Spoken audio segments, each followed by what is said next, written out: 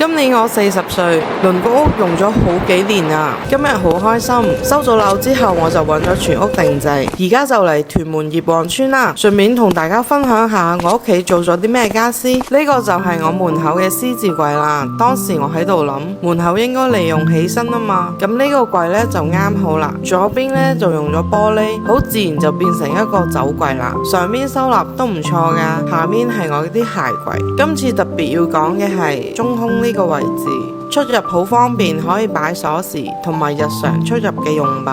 我建議大家可以嘅話，參考呢個設計，絕對唔會差噶。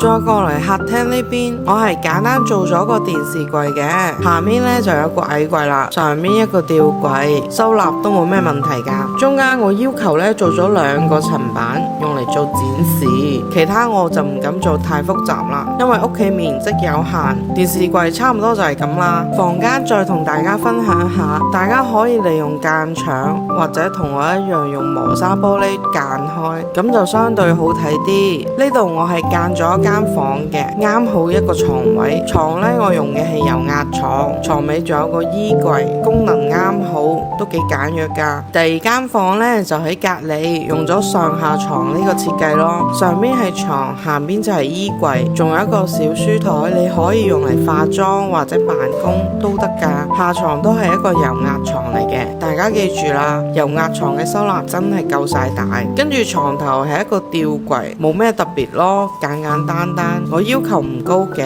實用為主咯。最後就係廚房啦，廚房門口上面呢個位呢，大家一定要記住組個吊櫃喎，利用翻上面呢個位啊嘛，大把收納可以搞啦。而大眼雞嘅位置呢，我中意擺喺廚房，唔知大家中意點擺？整體就係 L 型嘅設計啦，收納都算正常嘅。